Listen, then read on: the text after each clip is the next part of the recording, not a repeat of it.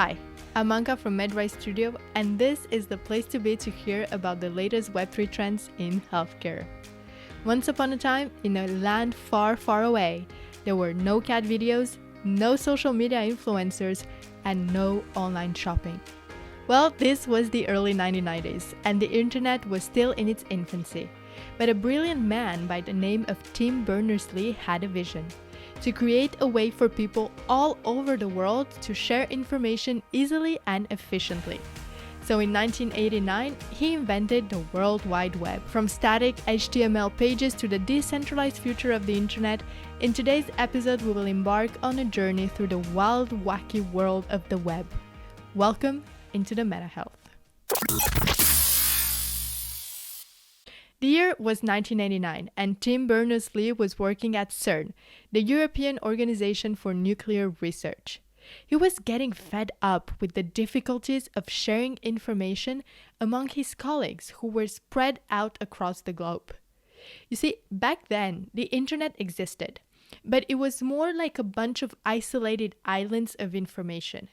There was really no easy way to navigate from one island to the other, and certainly no way to create links between them. So Tim had an idea.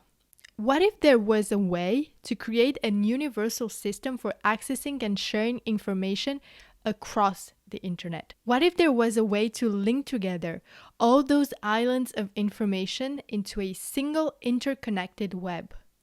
And so Tim got to work and he came up with a system which would allow users to navigate seamlessly between different pages and sites. He also created a language for creating web pages called HTML and a protocol for transferring data between computers called HTTP. The first website ever created was hosted on Tim's next computer, and it was basically just a bunch of text and hyperlinks. But it was a revolutionary idea, and it quickly caught on. Within a few years, people all over the world were creating their own websites, and the internet began to take on a life of its own. Of course, the early days of the web were a bit wild and woolly. Websites were often poorly designed and difficult to navigate. You had to know the exact URL of the website you wanted to visit because there were no search engines to help you find what you were looking for.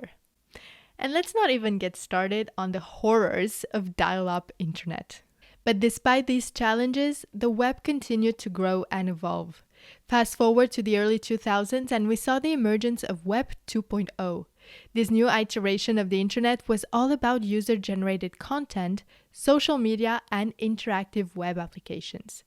Suddenly, people all over the world could share their thoughts and ideas with anyone who was willing to listen or read, as the case may be. However, Web 2 also came with its own set of problems. Included issues with privacy, data ownership, and centralized control.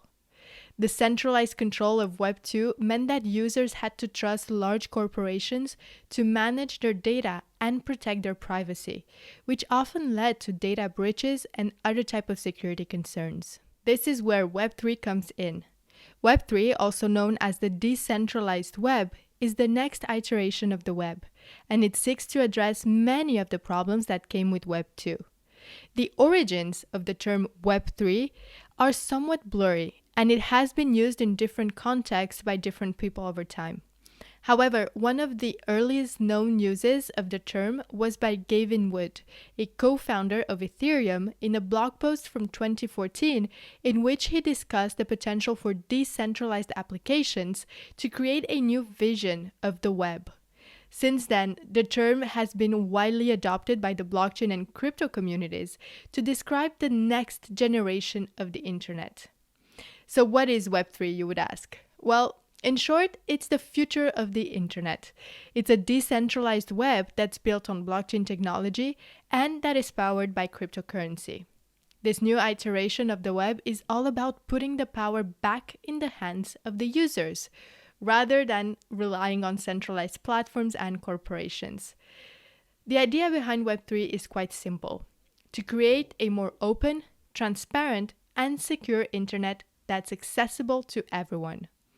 In other words, Web3 is all about giving users more control over their data, their online identity, and their online experiences. The web has come a long way since its inception in the early 1990s. From Web 1, which was static and read-only, to Web 2, which was interactive and social, and finally to Web 3, which is decentralized and trustless. The evolution of the web has been driven by the need for greater interactivity, customization, and security. With Web3, we are entering a new era of the web where users have greater control over their data and transactions, and where the power is distributed among the network rather than being centralized in the hands of a few large corporations.